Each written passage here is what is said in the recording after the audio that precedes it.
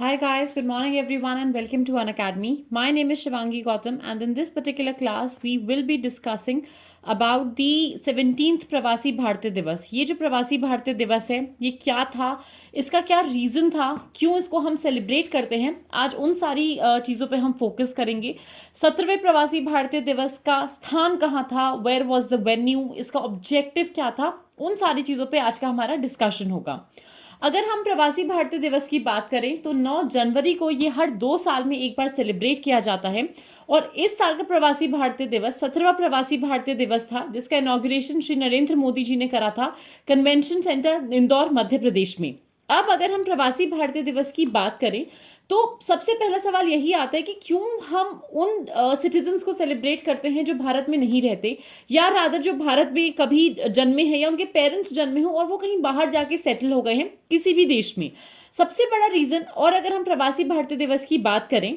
ये एक important flagship event है गवर्नमेंट ऑफ इंडिया का, जहाँ पे एक ऐसा प्लेटफॉर्म हम प्रोवाइड करना चाहते हैं जहाँ पे जितने भी प्रवासी भारतीय हैं या ओवरसीज सिटीजन हैं भारत के, उनसे हम कनेक्ट कर पाएं, उस डायस्पोरा से बातचीत कर पाएं, इंटरैक्ट कर पाएं और इसी के साथ साथ ये जान पाएं कि जिस भी देश में वो रह रहे हैं, जहाँ पे वो पढ़ रहे हैं, जॉब्स कर रहे हैं, सेटल्ड हैं, वहाँ पे उनकी लाइफ कैसी चल रही है और इसी के साथ साथ हिंदुस्तान के एक रिलायबल पार्टनर्स बन पाए वो ग्रोथ में. तो इस साल का जो थीम था प्रवासी भारतीय दिवस का वो ये था कि ये जो डायस्पोरा है, ये जो सारे लोग हैं जो प्रवासी भारतीय हैं जो भारत के बाहर रहते हैं, ये किस तरीके से विश्वसनीय भागीदार बन सकते हैं हिंदुस्तान के ग्रोथ में, हिंदुस्तान के डेवलपमेंट के स्टोरी में इन अमृतकाल. 3500 से ज़्यादा डायस्पोरा मेंबर्स ने रजिस्टर करा था जो कि कम से कम 70 अलग अलग देशों में रह रहे हैं और रजिस्टर्ड हैं हिंदुस्तान के साथ as overseas citizens of India as well. Indore Madhya Pradesh में इस साल का वेन्यू था. अब अगर हम प्रवासी भारतीय दिवस की बात करें, सबसे पहला सवाल यही आता है कि इसको हम मनाते क्यों हैं. There has to be some historical reason for that. There has to be a particular reason जिसकी वजह से हम इस दिन को इतनी इतना महत्व देते हैं. हिस्टोरिकल बैकग्राउंड ये कहता है कि 9 जनवरी 1915 वर्ष 1915 वो दिन था, वो साल था जहां पे महात्मा गांधी भारत लौटे थे साउथ अफ्रीका से. और उनके रिटर्न के बाद ही अगर हम महात्मा गांधी की पूरी लाइफ स्टोरी देखें, लाइफ जर्नी देखें, specifically with respect to India, Hindustan में जब महात्मा गांधी आए उसी के बाद जो हमारा आज़ादी का आंदोलन था, जो फ्रीडम स्ट्रगल था, वो एक जन आंदोलन या एक मास मूवमेंट बना. ऐसा नहीं है कि उससे पहले कोशिश नहीं हो रही थी, पार्टीज नहीं थी या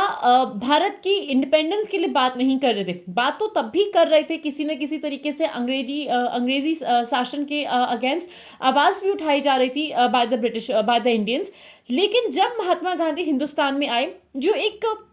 पैन इंडिया स्ट्रगल होता है, जो एक पैन इंडिया मूवमेंट होता है, मास मूवमेंट होता है कि हर गली नुक्कड़ चौराहे, हर रिलीजन, हर कास्ट, हर रीजन के लोगों में एक कॉमन थ्रेड ढूंढना कि आप इकलौते नहीं हैं जिसपे ये एट्रोसिटीज कर रहे हैं ब्रिटिशर्स, आपके साथ पूरे हिंदुस्तान के लोग जुड़े हुए हैं. वो एक जो थॉट प्रोसेस में चेंज आया वो महात्मा गांधी की वजह से आया. प्रवासी भारतीय दिवस को सेलिब्रेट करने का हमारा सबसे बड़ा ऑब्जेक्टिव, रादर भारत सरकार का सबसे बड़ा ऑब्जेक्टिव यही है कि हम कैसे इंक्रीज कर सकते हैं ओवरसीज इंडियन कम्युनिटी या जो प्रवासी भारतीय समुदाय है उसका एंगेजमेंट भारत सरकार के साथ, गवर्नमेंट ऑफ इंडिया के साथ, और हम कैसे फोकस कर सकते हैं कि ये सारे के सारे लोग रिकनेक्ट करें अपने अपने रूट से. ये फ्लैगशिप प्रोग्राम है मिनिस्ट्री ऑफ एक्सटर्नल अफेयर्स या जो हमारी विदेश मंत्रालय है उसका. अब सबसे बड़ा सवाल हमारे लिए जो ये आता है वो ये है, प्रवासी भारतीय ये जो कन्वेंशन है, इसका जो कन्वेंशन है ये क्या क्रिएट करता है. तो ये एक ऐसा नेटवर्क क्रिएट करता है ओवरसीज इंडियन कम्युनिटी का या ओवरसीज इंडियन समुदाय का जो अलग अलग देशों में रह रहे हैं, जहाँ पे जो यंगर जनरेशन है इमिग्रेंट्स का उसके साथ कनेक्ट कर पाए. अगर कोई बाहर जाना चाहता है, कोई बाहर रह रहा है, वो वापस से इंडिया रेलोकेट करना चाहता है, उसमें उनको आसानी मिले. एक ऐसा प्लेटफॉर्म दिया जाता है ओवरसीज इंडियन कम्युनिटी को कि वो भारत सरकार के साथ एंगेज कर पाए, अपनी अलग अलग एक्सपीरियंसेस को शेयर कर पाए, ये बता पाए कि हमारा अनुभव कैसा रहा बाहर, हमारी एक्सपर्टीज किस पर्टिकुलर ट्रेड में है, किस पर्टिकुलर सर्विस में है, हमारी विशेषज्ञता क्या है और उसका हम किस तरीके से इंडियन कम्युनिटी को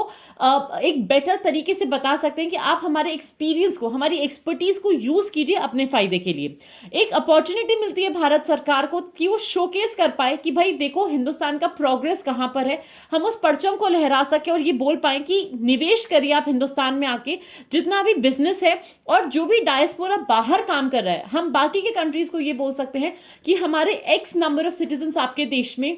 आपके जीडीपी में किसी ना किसी तरीके से कंट्रीब्यूट कर रहे हैं, तो आप भी आके हमारे देश में कंट्रीब्यूट कीजिए, आप हमारे देश में इन्वेस्ट कीजिए। कन्वेंशन में बहुत सारे कल्चरल प्रोग्राम्स या सांस्कृतिक प्रोग्राम्स होते हैं जो हिंदुस्तान के डाइवर्स कल्चरल हेरिटेज, जो हमारी सांस्कृतिक विरासत है, उसको हाईलाइट करते हैं, उसको दिखाते हैं और यंगर जनरेशन को ये बताते हैं जस्ट बिकॉज आप किसी बाहर के देश में पैदा हुए हो, लेकिन अगर आपका एक कॉमन इंडियन रूट है तो आप कहाँ से एक सिग्निफिकेंट चेंज लेकर आ सकते हो या एक कॉमन लिंक, एक कॉमन थ्रेड कैसे ढूंढ सकते हो। आज की क्लास में मेरी तरफ से इतना ही। Stay tune for more at Unacademy. Like this video, share it as much as you can and subscribe कीजिए अनअकैडमी के यूपीएससी अनस्टॉपेबल चैनल को। Thank you so much and have a fantastic day everyone.